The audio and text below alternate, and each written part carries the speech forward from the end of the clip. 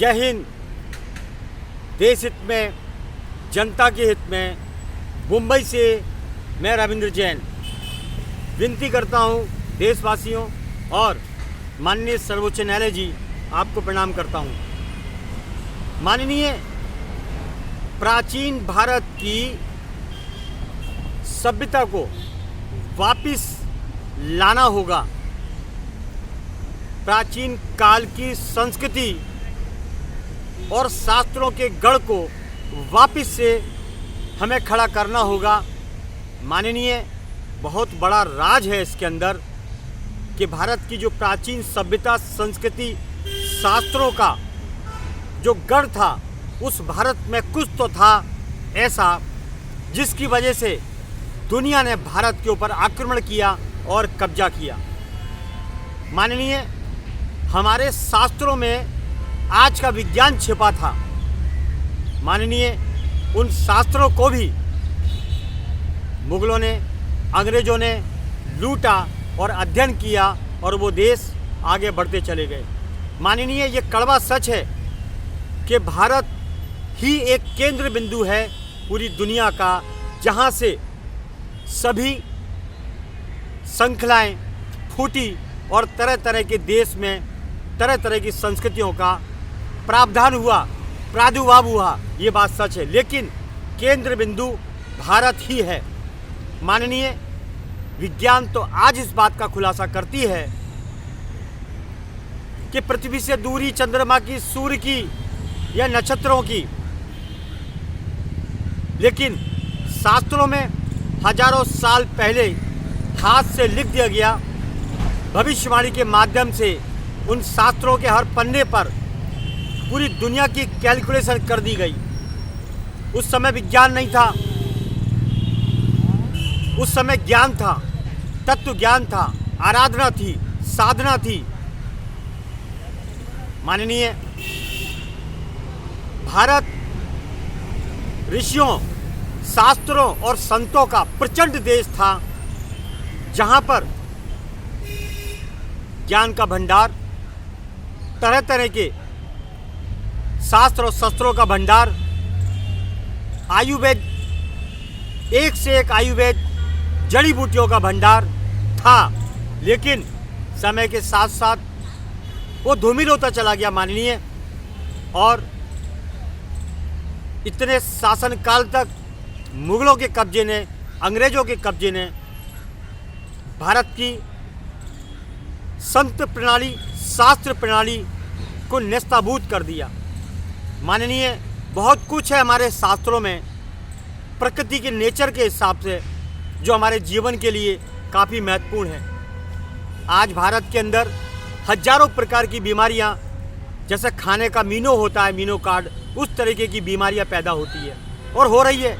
माननीय, ये षड्यंत्र है पश्चिम सभ्यता का, इंग्लिश सभ्यता का, क्योंकि उनका पूरा जीवन दवाइयों पर टिका हुआ है और भारत उनके लिए सबसे बड़ा मार्केट है।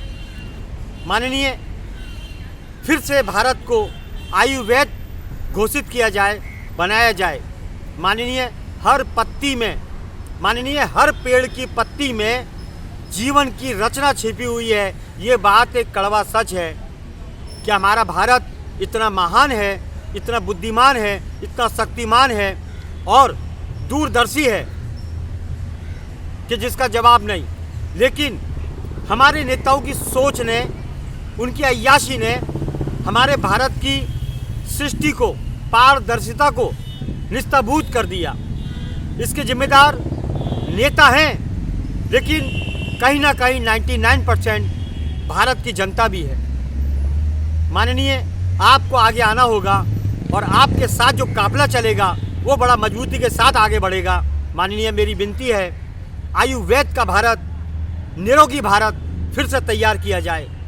माननीय, आज डॉक्टर जरा जरा चीज़ में चीर फाड़ी करते हैं, ऑपरेशन बताते हैं, हजारों प्रकार की केमिकल की दवाइयाँ देते हैं जिससे शरीर खत्म हो जाता है।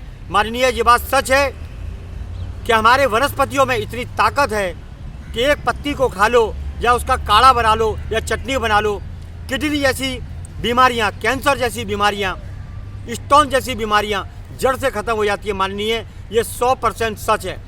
लेकिन हमारे डॉक्टर नहीं चाहते हैं कि हमारे भारत का इंसान जल्दी ठीक हो। अगर ठीक होगा तो उनकी दुकान कैसे चलेगी? ये सब अय्याशी से जुड़ा हुआ, एक चैन में बंधा हुआ पूरा षड्यंत्र है और पूरा गैंग है माननीय, पूरा गैंग। बीमार पड़ते जाओ, हॉस्पिटल में एडमिट होते जाओ माननीय। यह षड्यंत्र को ख़त्म करने के लिए आयुर्वेद का डंका फिर से बजाया जाए और हमारे भारत को विश्व गुरु बनाया जाए। बस मैं उम्मीद करता हूँ माननीय, आपसे उम्मीद करता हूँ कि आप हमारी बात पर गौर करेंगे। मैं एक आम नागरिक हूँ माननीय, इसलिए हमारी सुनवाई नहीं होगी। ना मेरे पास दौलत के थैले हैं, ना मेरी पहचान है, ना मेरी पहुँच है। मेरी पहुँच तो आप तक है, उसके बाद आप नहीं तो परमात्मा है। माननीय, हमारी बात सुनी जाए। बहुत बड़ा षड्यंत्र है। भारत को इंग्लिश दवाइयों के चंगुल में डालकर ये लोग करोड़ों अरबों रुपए का व्यापार करते हैं और हमारे भारत की जीवन शैली को ख़त्म करते हैं। माननीय, ये कितना बड़ा गैंग है कि मिलावट करते जाओ, आदमी को बीमार करते जाओ। आज 75% दूध मिलावट का, दवाइयों में मिलावट, खाने की सामग्री में मिलावट। स्वाभाविक है, इनके हॉस्पिटल तो चलते रहेंगे, ये लोग आगे बढ़ते रहेंगे। इनको शर्म नहीं है, इनको काल की शर्म नहीं है, इनको समय की शर्म नहीं है, ना इनको डर है। इनको ये नहीं मालूम कि इनके वंश के वंश निबट जाएंगे।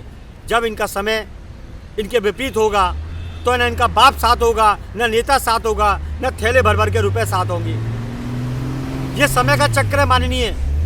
इसीलिए शास्त्रों पर जोर दिया जाए, भारत के शास्त्रों को आगे लाया जाए, संस्कृति को आगे लाया जाए और सृष्टि को बचाने के लिए जो भी कदम हो सकते हैं वो उठाए जाए। बस इसी उम्मीदों के साथ फिर नए विषय के साथ आपके सामने नए बात को लेकर, नए विषयों को लेकर आऊँगा माननीय। प्रणाम, जय हिंद।